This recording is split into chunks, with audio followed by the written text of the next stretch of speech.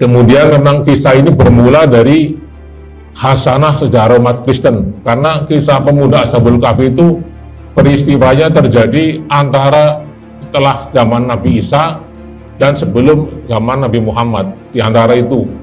Tapi kisah itu tidak akan ada di dalam kitab Perjanjian Baru dan Lama, karena ini peristiwanya kan sesudah Nabi Isa, jadi antara itu, sehingga kisah itu hanya satu-satunya yang akurat ada di Al-Quran.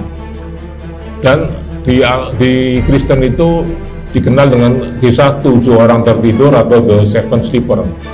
Dan itu awalnya juga yang menceritakan pertama kali adalah seorang pendeta Kristen dari Irak yang namanya James Sorrow. Itu yang menceritakan kisah Ashabul Kahfi tapi dalam bentuk syair.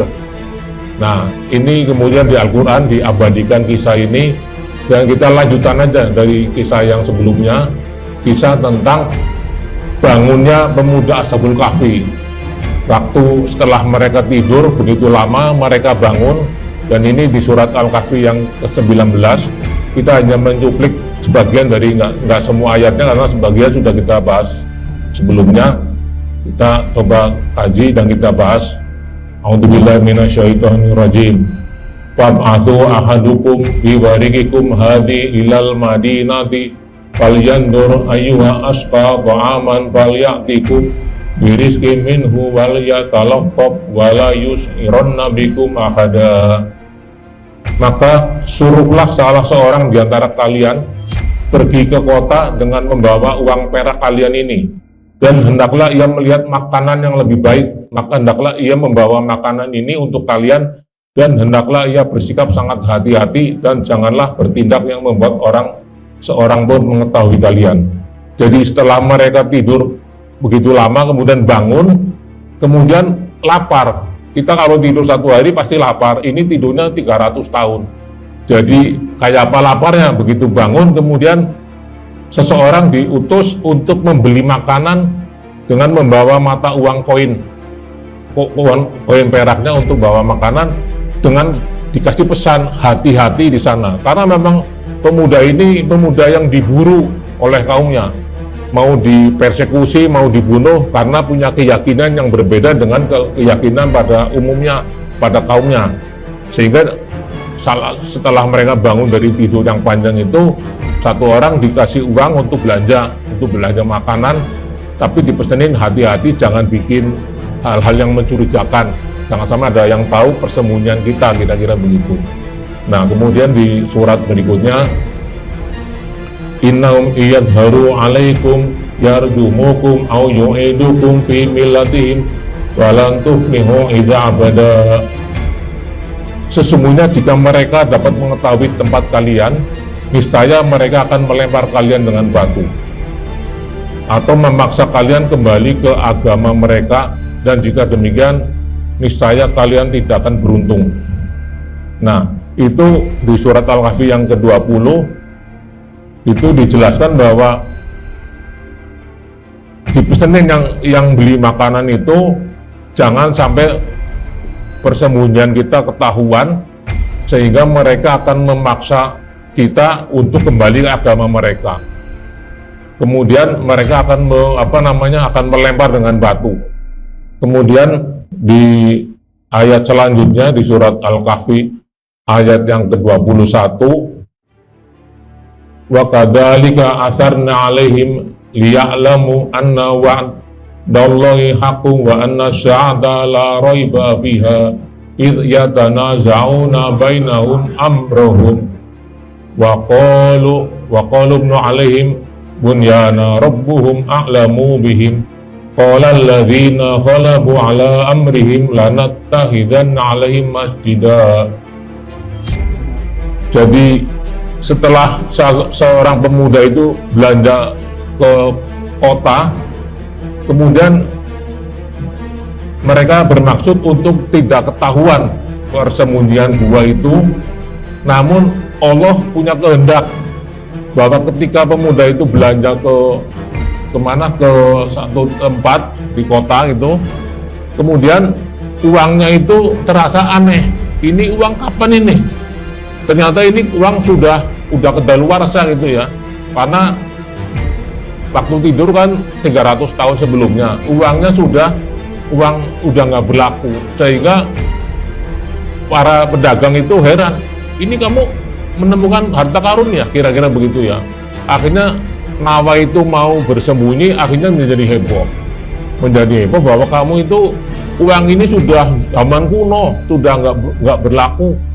Nah ini bingung juga, loh perasaan baru kemarin tidur saya, kira-kira gitu ya. Akhirnya niatnya mau bersembunyi, akhirnya ketahuan, akhirnya beberapa pemuda dan tokoh masyarakat mendatangi gua itu. Gua itu akhirnya niatnya mau ngumpet, akhirnya terbongkar. Dan itu kemudian, tapi kondisinya sudah berbeda. Waktu dulu kan diburu mau dibunuh, setelah ini dengan kisah dia bercerita bahwa saya tidur zaman ini, yang sekarang itu menjadi takjub dengan kisah itu. Kok ada orang tidur sampai 300 tahun, sehingga mereka malah memuliakan orang yang di dalam gua itu. Nah kemudian mendatangi gua itu, tapi pemuda-pemuda itu akhirnya berdoa sama Allah, ya Allah tolong dimatikan saja saya. Jadi pemuda Ashabul Kahfi itu setelah ketemu dengan para masyarakat di situ, termasuk tokohnya, pemuda-pemuda itu berdoa sama Allah supaya mati saja di situ. Jadi hanya ketemu dan tidak diceritakan itu jadi makan apa enggak, tidak diceritakan, kan beli makanan tadinya. Kemudian pemuda itu meninggal lagi. Kemudian para tokoh masyarakat itu mengatakan, ya sudah kita bikin tempat ibadah di pintu gua Ashabul Kahfi. Nah tempat ibadahnya itu apakah masjid atau gereja atau sinagog itu nanti menjadi perdebatan, tapi membuat tempat ibadah di muka gua itu. Nah demikian berarti kisah pemuda Ashabul Kahfi ini sudah dalam Al-Quran sudah selesai. Nah sekarang kita mengkaji kesamaan kisah Ashabul Kahfi menurut versi Al-Quran dengan Kristen. Kesamaannya dan nanti perbedaannya. Kesamaannya pertama, bahwa mereka adalah sekelompok pemuda yang beriman dan bersembunyi di dalam gua. Baik Al-Quran mau Kristen sepakat bahwa ini pemuda yang beriman dan bersembunyi di dalam gua. Dan jumlahnya disepakati 7 orang pemuda. Yang kedua, adanya ancaman persekusi. Persekusi itu artinya mau dibunuh, mau diburu dari kaumnya sendiri. Itu juga ada kesepakatan. Kemudian yang berikutnya, di gua mereka tertidur hingga lebih dari 100 tahun lamanya, ya sepakat. Nah, kemudian orang-orang mendirikan tempat ibadah di pintu gua juga sepakat. Ini kesamaan kisah Ashabul Kahfi di dalam Al-Quran dan Kristen. Ini samanya. Sekarang perbedaannya atau ketidaksamaannya versi Islam dengan versi Kristen. Agama apa yang dianut para pemuda itu nanti kita berbeda sama mereka. Yang kedua, lokasi peristiwanya di mana. Yang ketiga, berapa lama mereka tertidur. Yang keempat, siapa kaum yang mempersekusi mereka. Nah, berikutnya lagi konteks zaman ketika pemuda itu bangun dari tidur panjangnya. Ini ada ketidaksamaan antara versi Islam dengan versi Kristen. Nah, versi Kristen yang paling populer, artinya paling populer itu paling dominan, tapi orang Kristen sebetulnya tidak semuanya sepakat. Tapi ini anggapnya ini versi yang paling arus utamanya lah, arus mainstreamnya seperti ini. Ini versi Kristen bahwa peristiwa tidurnya pemuda itu terjadi pada tahun 250 Masehi ketika era Kaisar Decius atau orang Arab menyebutnya Dakianus di Efesus, Turki, yang menyembah berhala. Jadi mereka tidur di zaman itu, kemudian bangun nanti berikutnya. Nah, referensi Kristen itu ternyata dikutip oleh beberapa ulama seperti Imam Qurtubi, Imam Tobari, dan Ibnu Katsir. Jadi para ulama ini juga banyak mengambil pendapat dari Kristen itu. Nanti akan kita uji apakah pendapat itu betul atau tidak. Tapi memang masalahnya di hadis itu kisah Ashabul Kahfi nggak ada, jadi mereka ngambilnya dari versi Kristen. Nah, kemudian mereka menganggap eranya era Kaisar Decius. Nah, ini orangnya ini yang dianggap paling dolim, penyembah berhala. Ini Kaisar Decius. Nah, kemudian ini kotanya Efesus. Ini kota Efesus di Turki, kota yang masih ada sampai sekarang itu dianggap peristiwanya itu di Efesus, Turki. Nah, kemudian ini reruntuhan kota Efesus Turki sekarang menjadi objek tempat wisata yang sangat populer. Nah, kemudian berikutnya lagi ini cerita kekejaman Decius. Decius berkuasa hanya 3 tahun, mendirikan tempat pemujaan berhala, di mana orang-orang Kristen atau siapa saja yang lewat harus memberikan sesaji kepada berhala. Dan siapa yang tidak taat akan dibunuh. Sehingga menurutnya beberapa pemuda Ashabul Kahfi itu harus bersembunyi di dalam gua karena takut dibunuh oleh Kaisar Decius yang menyembah berhala. Nah, ini gua-gua di Efesus, gua-gua dianggapnya itu gua-gua yang tempat persembunyian Ashabul Kahfi. Nah, kemudian berikutnya lagi, ini ketika bangun pemuda Ashabul Kahfi itu, menurut versi Kristen, pemuda Ashabul Kahfi itu bangun di era Kaisar Theodosius di sekitar tahun 438 Masehi. Jadi kalau dua kaisar tidurnya di masa Decius, bangunnya di Theodosius, itu tidurnya 187 tahun. Padahal Al-Quran bilangnya 300 tahun. Nah ini versi Kristen bilangnya 187 tahun. Kemudian harus diketahui juga Kaisar Theodosius itu adalah penganut Kristen Trinitas dan berkuasa sangat lama. Penganut Kristen Trinitas artinya yang menganggap Yesus sebagai Tuhan. Itu Kaisar Theodosius. Nah, ini gambar Kaisar Theodosius, koinnya itu. Ini Kaisar bergambar Theodosius. Jadi bangun pemuda Ashabul Kahfi di zaman Kaisar Theodosius kedua. Nah, itu ini merupakan versi Kristen yang paling utama. Kemudian juga beberapa ulama kita banyak yang mengutip dan sepertinya mengiyakan. Nah, sekarang akan kita kaji setelah kita baca buku yang ditulis oleh Wisnu Tanggap Prabowo, bahwa kisah versi Kristen itu bertentangan dengan Al-Quran. Pertama, masa tidur pemuda tersebut hanya 187 tahun, padahal Al-Quran bilang 300 tahun, berarti itu nggak benar. Yang kedua, kisah di atas adalah konflik antara Kristen Trinitas versus penyembahan berhala. Artinya mana bukti bahwa mereka itu beriman? Dianggapnya itu pemuda Kristen yang suruh nyembah berhala. Padahal di Al-Quran nyebut beriman. Apakah kita mau mengatakan orang Kristen yang mengaku Yesus sebagai Tuhan sebagai orang beriman? Nah, ini berarti kita bisa kita bisa menolak klaim bahwa cerita itu.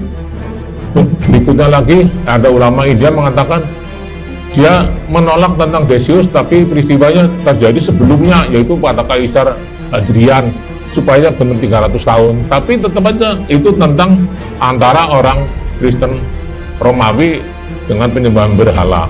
Nah, kita tetap menolak. Nah, kemudian ini ada satu penemuan yang sangat bagus. Pada tahun 1947 di Gua Qumran, yaitu sebelah barat Laut Mati Palestina yang sekarang dikuasai Israel, ditemukan ratusan gulungan, sekitar 800 gulungan dokumen sejarah Yahudi dan Kristen yang sudah tersimpan selama 2000 tahun. Dokumennya disebut dokumen Laut Mati. Disebut Laut Mati sebetulnya karena dokumen itu ketemu di dalam sebuah guanya namanya Gua Qumran, tapi dekat Laut Mati. Disebut dokumen Laut Mati, jadi nggak ada hubungan laut ya, tapi dekat Laut Mati. Harusnya dokumennya disebutnya dokumen Gua Qumran lebih tepat karena ada di dalam gua. Dan gua itu ada 11 gua. Dan itu gulungannya banyak, ada 800 gulungan manuskrip yang sangat berharga ditemukan di ini. Gulungan-gulungan bersejarah itu bercerita tentang kaum Bani Israel, termasuk Kristen sejak dari abad 3 sebelum Masehi hingga abad kedua Masehi. Berarti kemungkinan itu gulungan itu disimpan antara abad kedua Masehi sampai abad ketiga Masehi. Karena ceritanya itu 5 abad itu, 3 abad sebelum Masehi dan 2 abad sesudah Masehi. Nah, gulungan-gulungan itu sebanyak 800 gulungan. Dan pada abad 1 Masehi merupakan abad yang paling krusial, yang paling kritis dari sejarah agama Kristen. Nah, harus dipahami juga Nabi Isa merupakan Nabi Bani Israel. Namun sejarah Bani Israel hidup di dalam kekuasaan Romawi. Dan kaum Yahudi mayoritas menolak kenabian Nabi Isa. Jadi Nabi Isa itu hidup adalah Nabi Bani Israel itu ya. Namun penguasanya adalah orang Romawi. Belum lagi orang Yahudi tidak semua mendukung dakwah Nabi Isa. Nah, beda dengan Nabi Muhammad. Nabi Muhammad berdakwah tapi punya kekuatan, punya militer, bisa menghadapi musuh. Nabi Isa nggak punya kemampuan untuk menghadapi musuh. Penguasanya Romawi yang waktu itu menyembah berhala, kemudian orang Yahudi banyak yang berkhianat. Nah, sehingga pengikut Nabi Isa sangat sedikit. Nah, ini nanti kita kaitkan dengan agama Kristen sekaligus dengan dokumen Laut Mati. Nah, ini dokumen-dokumen Laut Mati ini ada 800 gulungan bersejarah. Nah, gulungan-gulungan naskah Laut Mati. Jadi namanya aja harusnya gulungan-gulungan dari Gua Qumran, kira-kira lebih tepat itu ya. Dan itu 2000 tahun alhamdulillah masih terjaga. Nah, ini orang ini yang menemukan gulungan-gulungan itu. Ini adalah penggembala kambing. Waktu menggembala domba di sekitar Gua Qumran, tahu-tahu dia menemu naskah itu. Nah, tapi karena penggembala, dokumen yang bersejarah itu dijual murah. Pikirannya ini apa gitu ya, dijual murah. Akhirnya terakhir dibeli oleh pemerintah Israel. Nah, ini tempat ditemukannya gulungan naskah mati di Gua Qumran di Palestina yang sekarang dikuasai Israel. Nah, kemudian ini tempat penyimpanan naskah Laut Mati di Tel Aviv. Sekarang sudah masuk museum Israel. Ada 800 gulungan, nggak tahu yang bisa dipamerkan berapa, tapi sayangnya ini sudah dikuasai oleh Israel, sehingga umat Islam kesulitan membaca semua gulungan-gulungan itu, padahal itu sejarah yang sangat berharga. Nah, inilah salah satu contoh kaum Yahudi. Ini disebut kaum Yahudi. Yahudi itu terpecah menjadi 3 golongan. Ini Yahudi Esseni, namanya Yahudi Esseni. Nah, pertama begini, ini adalah kaum Yahudi pengikut Nabi Isa yang loyal, adalah pengikut, kalau di Al-Quran disebut kaum Hawariyun. Kaum Hawariyun adalah kaum pengikut Nabi Isa yang beriman pada Nabi Isa dan Nabi Musa, dan mereka bertauhid. Ini adalah saudara kita, kaum Yahudi Esseni ini. Nah, sehingga kalau Al-Quran menyebut kaum beriman, pasti merujuk kepada kaum Bani Israel. Tidak mungkin kaum beriman itu kaum Efesus yang mengikuti Kristen Romawi. Satu-satunya orang beriman adalah kaum Yahudi, Bani Israel. Orang Arab waktu itu masih menyembah berhala, orang Romawi menyembah berhala. Kemudian orang Yahudi ada yang beriman, karena nabinya kan Nabi Musa dari Bani Israel, Nabi Isa dari Bani Israel. Tapi mereka terpecah berbagai golongan. Ya ini satu, ini Yahudi Esseni. Ini Yahudi yang istiqomah mengikuti jalannya Nabi Isa, tapi ini diburu sama Yahudi yang lain. Nah, ini namanya berikutnya lagi adalah Yahudi Farisi. Yahudi Farisi adalah mayoritas kaum Yahudi. Ini mereka juga berkhianat dan berkomplot dengan penguasa Romawi untuk menyuruh Nabi Isa dibunuh. Ini kaum Yahudi Farisi. Ini merupakan Yahudi yang paling mayoritas dan mereka termasuk kelompok Yahudi yang paling dominan di Israel atau Bani Israel. Kemudian ada lagi Yahudi Saduki. Kelompok Yahudi yang juga tidak percaya pada takdir dan kebangkitan manusia dari kubur. Kebanyakan Yahudi Saduki adalah kaum elit Bani Israel, kaum elit. Jadi itu sedikit, mayoritas adalah kaum Farisi. Nah, yang lebih minoritas adalah kaum Esseni. Nah, jadi kalau kita bicara kaum beriman, adalah nggak ada lagi kecuali kaum Bani Israel. Nah, itu berikutnya lagi munculnya bid'ah Paulus. Ini foto Paulus yang di Vatikan. Paulus asalnya berasal dari kaum Yahudi Farisi, kemudian meninggalkan Yerusalem dan mengangkat dirinya sebagai Rasul dan mengangkat Nabi Isa sebagai Tuhan. Padahal Paulus adalah bukan murid Nabi Isa, bahkan bertemu Nabi Isa pun tidak pernah. Nah, ini Paulus itu berhasil mengkristenkan orang Romawi dan Yunani, namun sekaligus juga meromawikan agama Kristen dengan menyesuaikan agama Kristen dengan kultur dan dogma kaum pagan atau penyembah berhala kaum Romawi dan Yunani. Jadi begini, Paulus mendakwakan agama Kristen, tapi sudah di-upgrade itu ya, disesuaikan dengan kultur Romawi dan Yunani. Jadi Kristennya sudah Kristen versi Romawi. Jadi nanti kita ingat Islam Nusantara yang mungkin mau belajarnya dari Paulus ini. Jadi disesuaikan dengan kultur budaya Romawi. Namun Paulus dari satu sisi berhasil mendakwakan Kristennya ke orang Romawi. Padahal orang Romawi kan orang penyembah berhala. Tapi agama Kristen dikorbankan, akidahnya dirubah. Misalnya begini, orang Romawi harus mengatakan kalau Tuhan atau Dewa itu harus ada wujudnya. Tidak mau dengar Nabi atau Tuhan itu tidak berwujud dan sebagainya, mereka nggak mau. Harus ada buktinya dong. Nah, akhirnya gambaran patung Yesus, kemudian divisualkan sebagai Tuhan. Sehingga orang Romawi, kalau begini saya mau. Kira-kira seperti itulah. Disesuaikan dengan kultur budaya penyembahan berhala orang Romawi. Kemudian Paulus itu agamanya diterima di kalangan Romawi, tapi punya dogma yang melenceng dari asalnya dari Nabi Isa.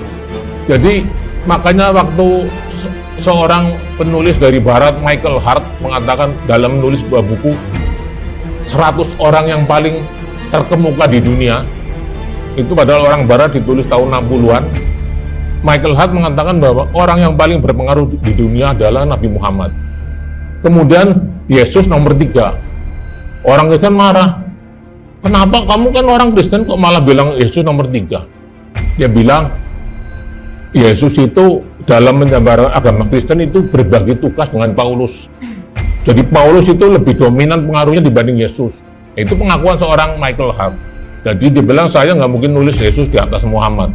Padahal waktu dia nulis buku, umat Kristen lebih banyak daripada umat Islam. Tapi dia bilang Nabi Muhammad nomor 1, kemudian nomor 2-nya malah Isaac Newton. Nomor 3-nya Yesus. Padahal Michael Hart itu nggak dipengaruhi orang Islam. Dia mengatakan bahwa pendiri agama Kristen ada 2 orang, Yesus dan Paulus. Nah, Paulus itu dikenal sebagai Kristen Romawi.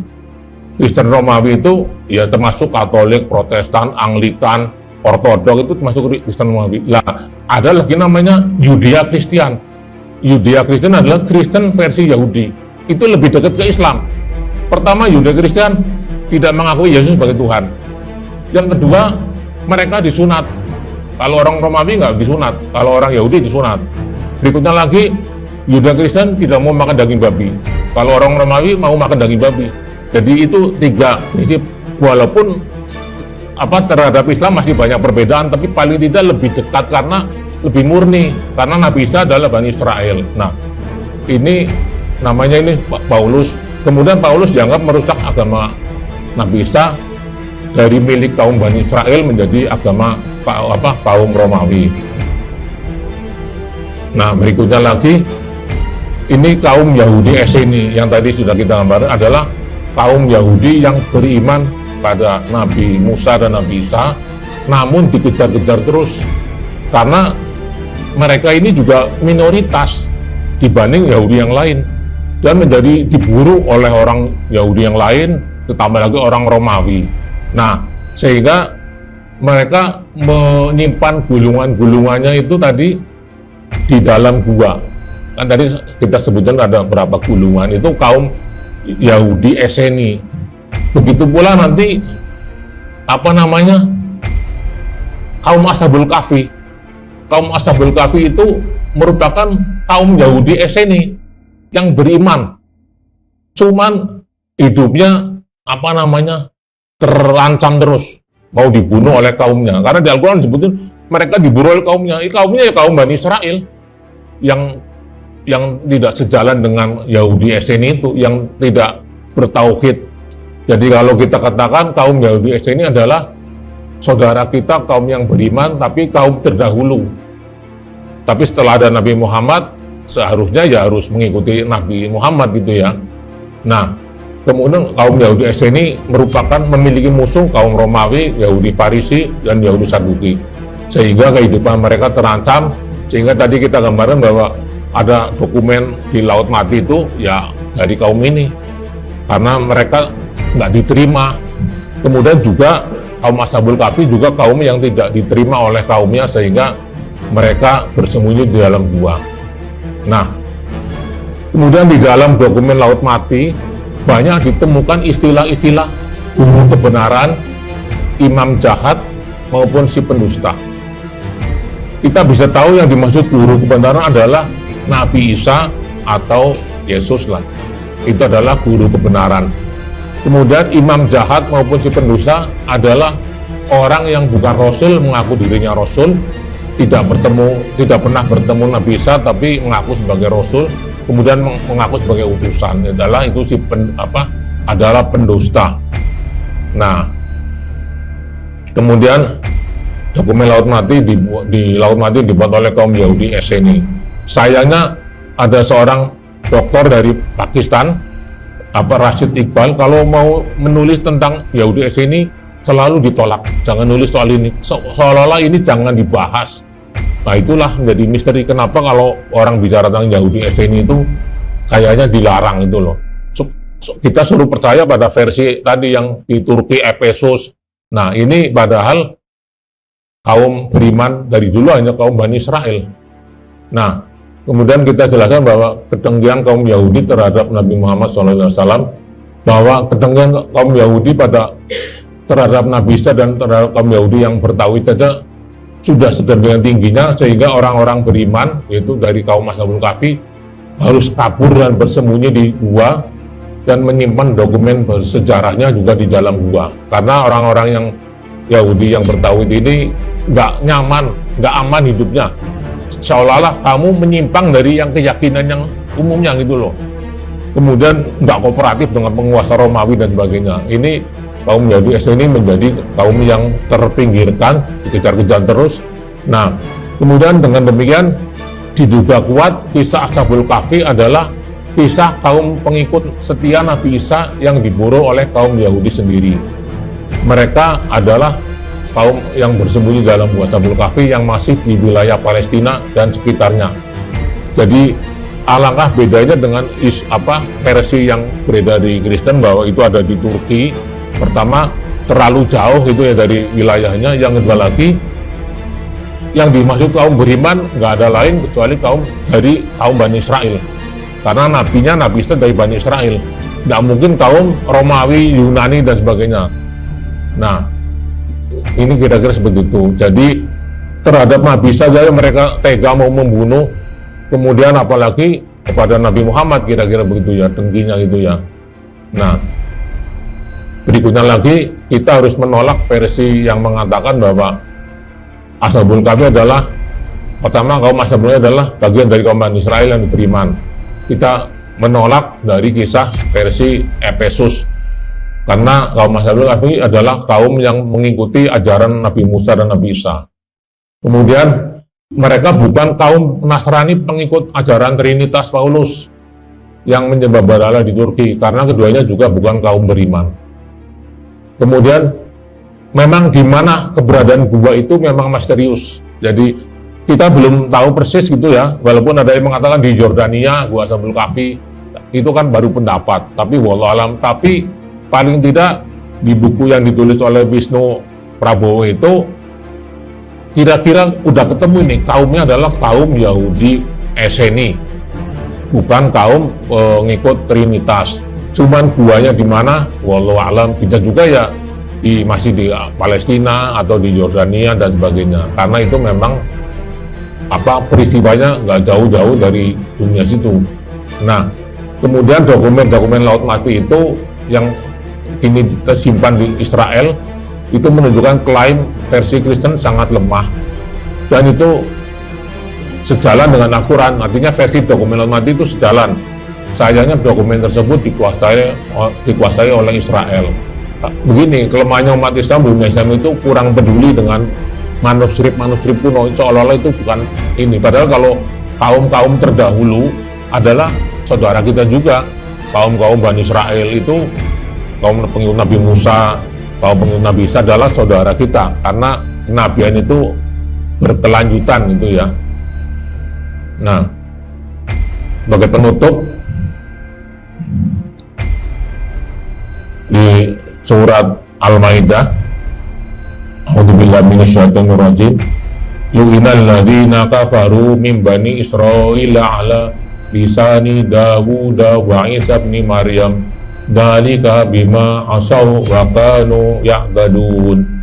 Dan orang-orang kafir dari Bani Israel telah dilaknat oleh lisan Nabi Daud dan Nabi Isa putra Maryam. Yang demikian itu karena mereka selalu durhaka dan selalu melampaui batas. Di surat Al-Maidah 78. Nah, ini nanti sesuai di kitab Nasrani sendiri, di kitab Matius Perjanjian Baru. Ini saya bacakan ya. Di kitab Matius 23 ayat 13. Ini laknat Nabi Isa atau Yesus ya. Celakalah kamu hai ahli kitab dan orang-orang Farisi. Hai kamu orang-orang yang munafik, karena kamu telah menutup pintu-pintu kerajaan surga di depan orang. Sebab kamu sendiri tidak masuk dan kamu merintangi mereka yang berusaha untuk masuk. Nah, kalau saya mau baca terusin, ada 8 laknat Nabi Isa atau Yesus kepada kaum Yahudi Farisi. Jadi itu dengan Al-Quran kan, di surat Al-Maidah, bahwa orang-orang kafir dari Bani Israel dilaknat melalui lisan Nabi Daud dan Nabi Isa. Itu di Perjanjian Baru ada laknat Yesus kepada kaum Yahudi Farisi. Nah, kemudian sebagai penutup di surat Al-Kahfi 15, faman adlamu mimman iftara 'alallahi kadziba. Maka siapakah yang lebih zalim daripada orang-orang yang mengadakan suatu kebohongan atas nama Allah? Yang zalim siapa? Yaitu yang mengatakan Nabi Isa sebagai Tuhan, itu yang zalim. Kemudian bukan Rasul, ngaku sebagai Rasul. Itu kedzaliman yang sangat besar, melakukan satu kebohongan atas nama Allah, bahwa kemudian dia mengaku bahwa saya diutus Allah begini-begini dan sebagainya. Itu adalah salah bentuk kebohongan.